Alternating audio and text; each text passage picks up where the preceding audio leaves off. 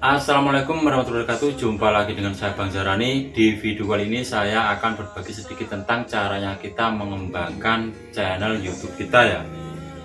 Jadi di sini terutama untuk kita yang para pemain baru, caranya kita mengembangkan channel dan caranya kita mendapatkan 1000 subscriber dan viewer dengan cepat. Di sini yang perlu kalian pahami untuk kita yang main baru ya. Kalian harus benar-benar pahami step-stepnya, maksudnya langkah awal gimana, untuk selanjutnya gimana, dan untuk selanjutnya lagi gimana. Jadi kalian jangan ngawur dan jangan bosen untuk belajar. Karena kalau main YouTube, kita misalnya ada yang tidak tahu dan kita sering mengabaikan, ke depan bukannya kita maju malah remuk. Untuk di langkah awal itu ya, biar channel kita itu cepat berkembang, itu pertama kalian pas bikin channel YouTube kalian setting, terutama di bagian kata kunci channel dan di bagian penyesuaian atau di bagian tentang deskripsi channel kalian, dan kalian bisa terjemahkan ke bahasa lain ya, maksudnya bukan hanya di Indonesia, karena kita bisa menargetkan penonton di luar Indonesia biar channel kita itu dapat rekomendasi di semua negara. Di sini kalian kalau misalnya mau setting channel, penyesuaian, itu kalian yang relevan dengan topik yang kalian bahas. Jadi di sini kalian jangan asal upload ya, atau jangan asal bikin channel. Kalau kalian mau bikin channel YouTube dan kepingin bener-bener mau maju di YouTube, kalian harus pelajari topik kalian tentang apa. Jadi kalian ke depan mau upload video tentang apa. Di sini tidak bisa dipaksakan ya.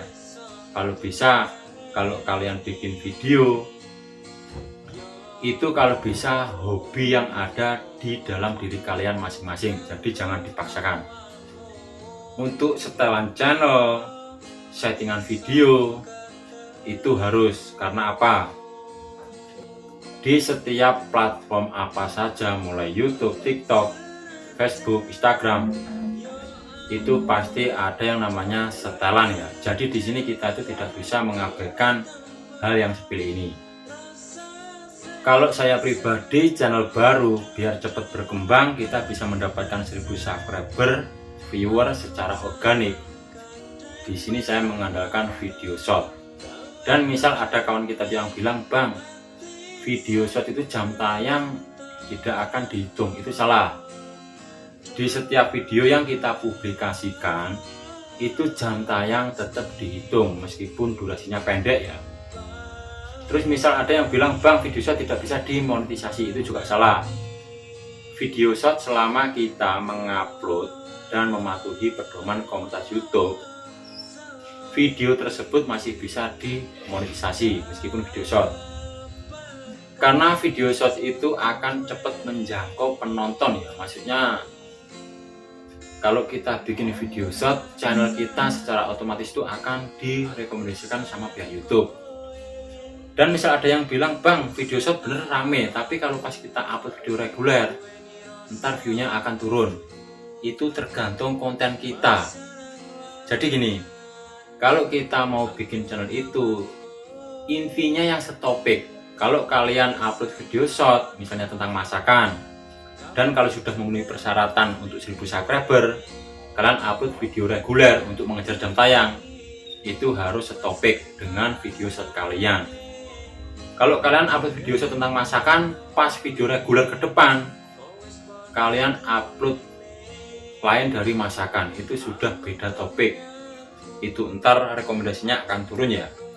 Karena pihak YouTube itu akan mencatat itu dari interaksi penonton, jumlah klik dan jumlah suka sama komentar itu juga akan dicatat. Sebenarnya kalau main YouTube ya, kalau cuman monetisasi channel itu sangat gampang sekali. Cuman perjuangan yang sesungguhnya itu bukan hanya 1000 subscriber dan 4000 jam tayang. Setelah kita dimonetisasi itu yang sangat berat. Tapi kalau kalian mau pelajari tahapan demi tahapan mulai nol dan mau benar-benar pahami untuk belajar di YouTube, itu akan sangat gampang dan mudah untuk kita maju ke depan.